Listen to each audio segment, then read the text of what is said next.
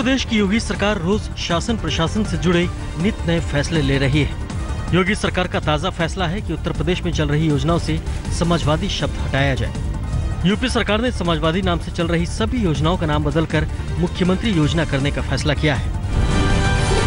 उत्तर प्रदेश सरकार की जो भी योजनाएं हैं उसके तहत जहां समाजवादी नाम लगा है वो हटेगा और उसके आगे मुख्यमंत्री योजना कहते हुए चलेगा।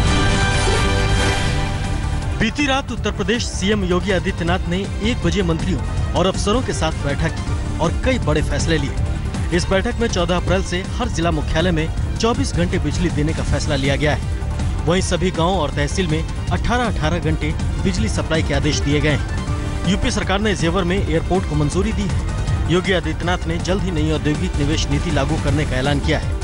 योगी ने कहा कि निवेशकों को आकर्षित करने और नए उद्योगों की स्थापना के लिए जल्द ही नई औद्योगिक निवेश नीति लागू करेंगे। यूपी सीएम ने ये कहा है कि सिंगल विंडो सिस्टम के तहत उद्यमियों की समस्याएं जल्दी निपटाई जाएंगी। योगी आदित्यनाथ ने किसानों की सहमति से उनसे बातचीत कर जमीन अधिग्रहण करने को कहा है। उत्तर प्रदेश सीएम योगी आदित्यनाथ ने अखिलेश यादव के ड्रीम प्रोजेक्ट पूर्वांचल एक्सप्रेसवे को हरी झंडी दे दी है।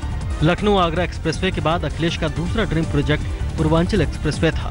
योगी सरकार ने प्रोजेक्ट को हरी झंडी देने के साथ ही अधिकारियों को सख्त हिदायत दी है कि प्रोजेक्ट समय पर पूरा हो और गुणवत्ता पर विशेष ध्यान दिया जाए। आज कृषि से जुड़े सभी विभागों की समीक्षा बैठक करेंगे उत्तर प्रदेश सीएम योगी आदित्यनाथ। बैठक में सीएम के सामने प्रेजेंटेशन देंगे विभागों के अधिकारी। कृषि, कृषि विपणन एवं कृषि विदेश व्यापार, उद्यान एवं खाद्य प्रसंस्करण, गन्ना विकास एवं चीनी उद्योग, पशुधन, मत्स्य व दुग्ध विकास आदि सभी विभाग प्रेजेंटेशन देंगे। उत्तर प्रदेश सीएम की ये तीसरी समीक्षा बैठक होगी। उत्तर प्रदेश सीएम योगी आदित्यनाथ ने 11 अप्रैल को कैबिनेट की दूसरी बैठक बुलाई है। योगी कैबिनेट की पहली बैठक 4 अप्रैल मंगलवार को हुई थी। इसके ठीक एक हफ्ते बाद 11 अप्रैल को मंगलवार को योगी कैबिनेट की दूसरी बैठक होगी। पहली बैठक में किसानों की कर्ज माफी का फैसला हुआ है। यूपी के लोगों को कैबिनेट की दूसरी बैठक से भी काफी उम्मीदें हैं। मीट एसोसिएशन ने देश भर में गौकशी रोकने की अपील की है। इतना ही नहीं, एसोसिएशन ने यह भी कहा है कि अगर कोई गौकशी में लिप्त पाया गया तो उसका सामाजिक बहिष्कार किया जाएगा। ऑल इंडिया जमातुल कुरैशी ने गौकशी रोकने के लिए एक कमेटी भी बनाई है।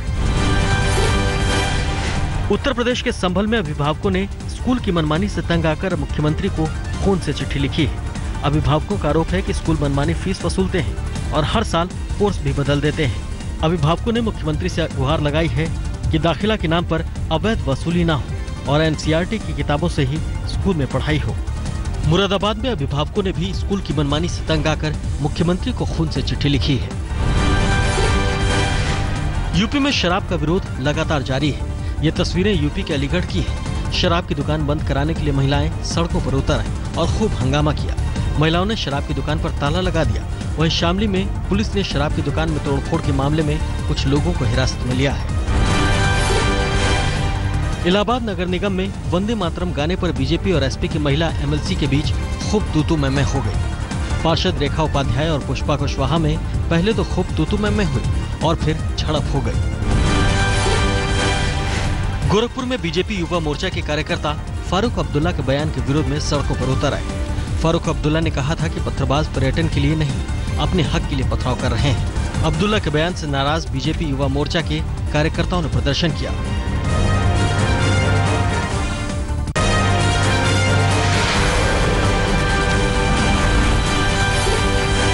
दो दिनों से लगातार हो रही भारी बारिश के बाद जम्मू कश्मीर के कई इलाके बाढ़ से जूझ रहे हैं, तो कई जगह बाढ़ के लिए अलर्ट जारी कर दिया गया है। पुंछ में अचानक नदी का पानी बढ़ जाने से आई बाढ़ में 17 लोग फंस गए। इन लोगों के लिए सेना एक बार फिर देवदूत बनकर सामने आई। पुलिस के साथ मिलकर सेना की रेस्क्यू टीम ने सभी 17 लोगों को सुरक्षित बाहर निकाला। हेलीकॉप्टर की मदद से सेना ने बाढ़ में फंसे लोगों को बाहर निकाला।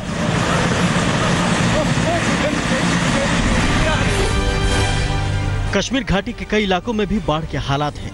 श्रीनगर के लाल चौक, सरायबाला, जहांगीर चौक जैसे इलाकों में पानी भर गया है। झेलम का पानी खतरे के निशान के पास पहुंच गया है। सड़कों पर पानी भर जाने की वजह से घाटी में जनजीवन अस्त व्यस्त है। बाढ़ के खतरे को देखते हुए प्रशासन ने घाटी में अगले 3 दिनों तक सभी स्कूल कॉलेज बंद कर दिए हैं। जम्मू कश्मीर में करगिल के बटालिक में सेना की पोस्ट बर्फीले तूफान की चपेट में आ गई। सेना के 8 जवान बर्फीले तूफान की चपेट में आ गए। रेस्क्यू कर 5 जवानों को सुरक्षित बचा लिया गया, लेकिन सेना के 3 जवान अभी भी लापता हैं। सेना के 3 जवानों की तलाश में रेस्क्यू ऑपरेशन जारी है। बाढ़ के हालात को देखते हुए जम्मू कश्मीर सीएम महबूबा मुफ्ती ने श्रीनगर में उच्च स्तरीय बैठक की। महबूबा मुफ्ती ने सेना, पुलिस और सरकार के वरिष्ठ अधिकारियों के साथ बैठक की। जम्मू कश्मीर के कई इलाकों में बर्फबारी भी हो रही है। गुलमर्ग, बारामूला और शोपियां में भारी बर्फबारी हुई है। इन इलाकों में करीब 6 इंच मोटी बर्फ की चादर बिछ गई है। बर्फबारी और बारिश के बाद घाटी में पारा भी लुढ़क कर 5 डिग्री तक आ गया है। जम्मू कश्मीर में भारी बारिश के बाद कई जगह से चट्टानें गिरने की भी खबरें आ रही हैं। डोडा और बटोट के बीच हुए भारी भूस्खलन की वजह से जम्मू श्रीनगर हाईवे अभी भी ठप है। मंगलवार से ही जम्मू श्रीनगर बंद है। हाईवे बंद होने से ट्रकों के अलावा सैकड़ों गाड़ियां फंसी हुई हैं। वहीं सोपोर में आए तूफान से हाईवे पर कार पर पेड़ गिरने से घंटों लोग फंसे रहे। मौसम विभाग के अनुमान के मुताबिक जम्मू कश्मीर के लिए अभी राहत की कोई खबर नहीं है। मौसम विभाग ने जम्मू कश्मीर के अगले 24 घंटों में बर्फबारी, बारिश और कई इलाकों में तेज तूफान की आशंका जताई है। मौसम विभाग ने हिमाचल, उत्तराखंड के भी कई इलाकों में बारिश और बर्फबारी का अनुमान जताया है।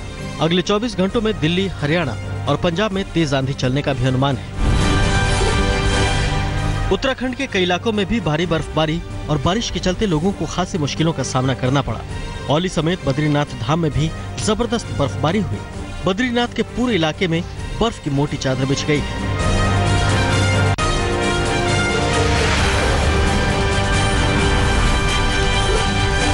जीएसटी को 1 जुलाई से लागू करने की दिशा में मोदी सरकार को एक और कामयाबी मिली। गुरुवार शाम राज्यसभा से जीएसटी से जुड़े 4 बिलों को मंजूरी मिल गई। आजादी के बाद का सबसे बड़ा आर्थिक सुधार कहा जाने वाला जीएसटी पिछले महीने लोकसभा से पास हो चुका है।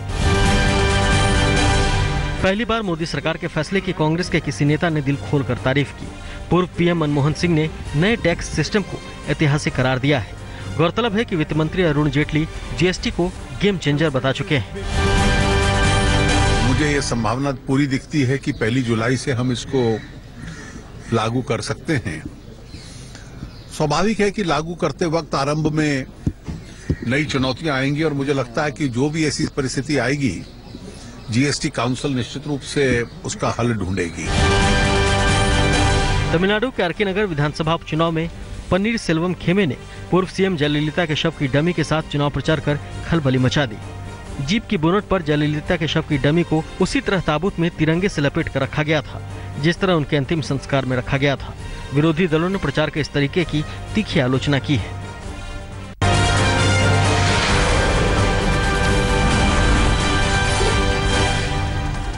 शुंगलू कमेटी की रिपोर्ट आने से दिल्ली में सियासी सरगर्मी और बढ़ गई है।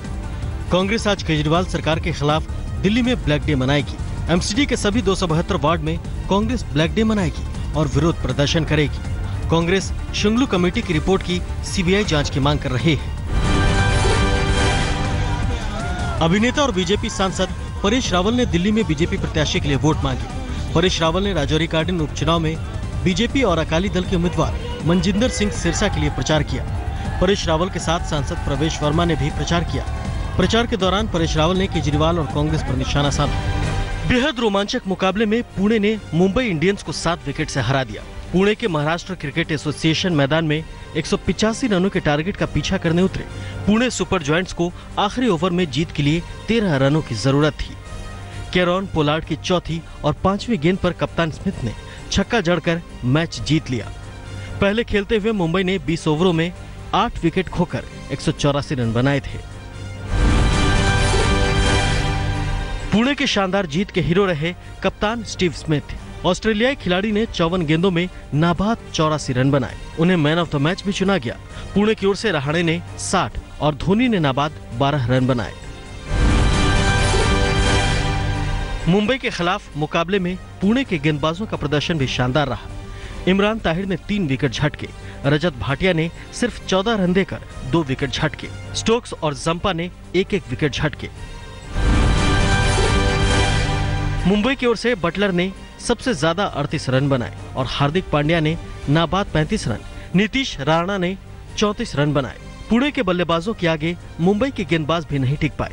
साउदी, पांड्या और मैकग्लान बस एक एक विकेट लेने में कामयाब रहे। आईपीएल में आज गुजरात लायंस और कोलकाता नाइट राइडर्स का मुकाबला होगा। राजकोट के सौराष्ट्र क्रिकेट एसोसिएशन स्टेडियम में रात 8 बजे से यह मुकाबला होगा। कोलकाता नाइट राइडर्स के कप्तान गौतम गंभीर ने कहा है कि युवा चाइनामैन गेंदबाज कुलदीप को चकाचौंध से दूर रखना चाहिए ताकि वो अपने कौशल और निखार सकें। ऑस्ट्रेलिया के खिलाफ धर्मशाला में अपने पहले ही टेस्ट में 4 विकेट लेकर कुलदीप चर्चा के केंद्र में है।